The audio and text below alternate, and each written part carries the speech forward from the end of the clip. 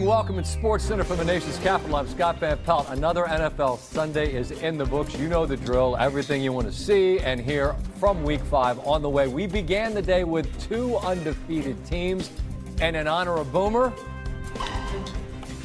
we finish with none. Those are the 72 Dolphins celebrating. Buffalo entered Sunday alone unbeaten after what happened in Philadelphia.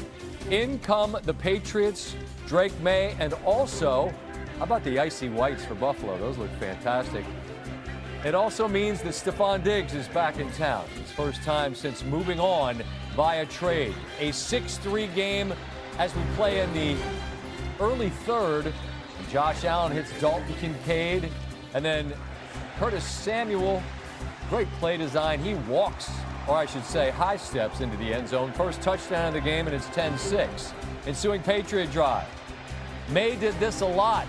Kind of a Josh Allen hybrid, if you will. Roll the pocket, ad-lib, make a play, and an incredible throw and catch from Stefon Diggs, who had his most targets and yards in this one. Earlier in the game, Ramondre Stevenson, who's been plagued by fumbles, put one on the ground, but here, Vrabel trusted him. He takes it into the end zone, and New England has the lead for a minute. Allen looking for Khalil Shakir, picked off by Marcus Jones. Early fourth, Patriots driving, looking for more.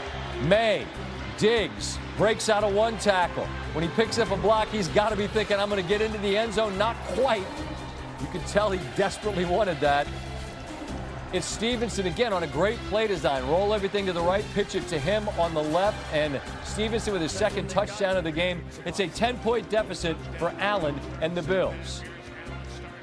He finds Kincaid here, who had a big night, 6 catches, 108 yards. And Buffalo approaching the end zone, and they would find it. Keon Coleman in the back, and it's a 3-point game. Under 5 to go. Buffalo needs 3 to tie.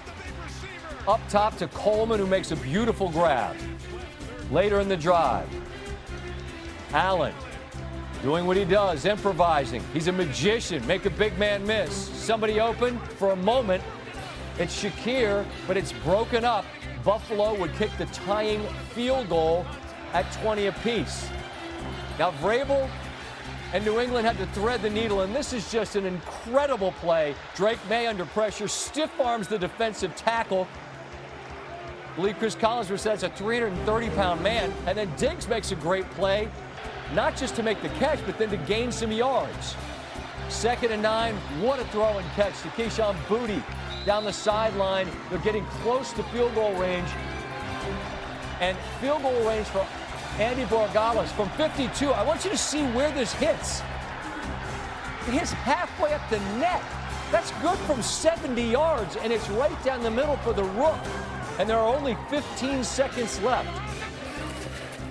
Buffalo, Samuel actually fielded it and tried to make a play out of the end zone. Here they're going to try to do a little pitchy woo-woo, but off the catch to Palmer. He's not able to get the pitch to Shakir, and that is a phenomenal win for New England, and you see the passion in Stefon Diggs. Tim Hasselbeck is with me, and we got a full 90 here, so we got some time here. We're upstairs preparing. You're getting your tapes ready on Josh Allen and all the stuff that only he can do.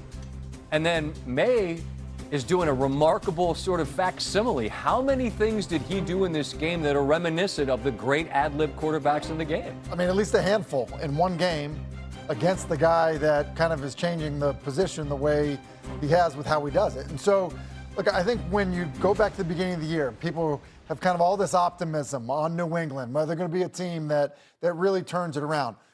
Yeah, like Mike Vrabel's a great coach, but it is centered around Drake Maye becoming a quarterback like the ones that we talk about. So whether it's Josh Allen, Patrick Mahomes, Justin Herbert, Lamar Jackson, guys like that is the reason for the optimism. And so in a game tonight where you're, at the Bills in their place, they're undefeated, you go on the road, and then you make some of the plays that quite honestly, Josh Allen is the one that is usually making.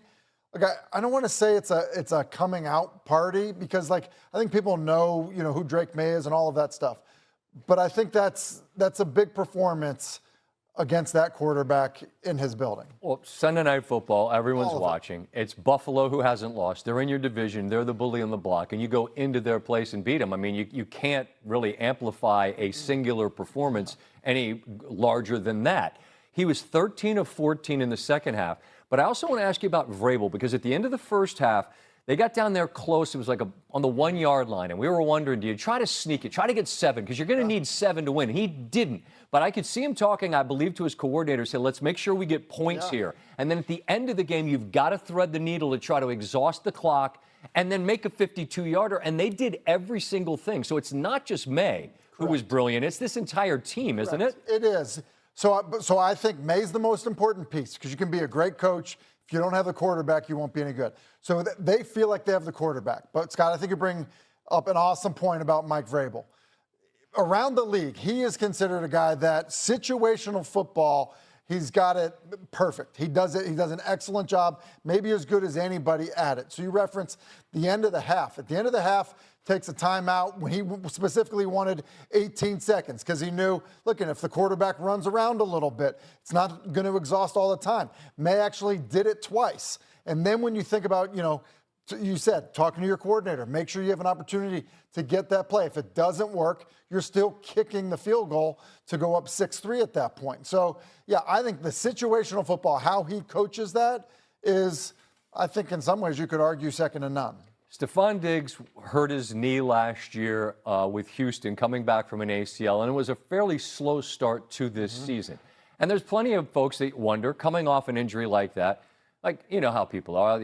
Is he washed? Are his best days behind him? He had 100-plus receiving last week, had his best game tonight, which doesn't surprise me at all. But this feels like the kind of night that could be a launch point for the best of Stephon Diggs for May in New England, does it not? It absolutely. Just targets alone. He had 12 targets tonight. The next closest guy to him was 4 targets.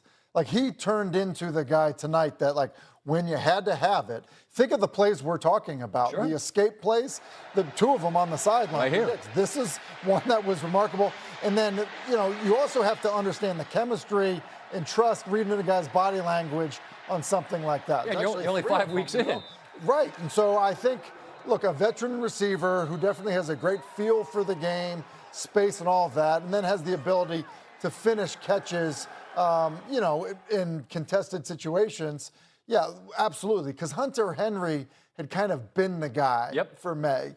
And tonight it felt different. It felt like, oh, wait a second. No, there's pretty good rapport with Stephon Diggs. Well, and it was clear that it meant a great deal to him to be back there. There's a lot baked in, good and maybe not so good for his time there. But now you get a chance twice a year to play him. This is his first bite of the apple, and he took a big, huge bite and was great.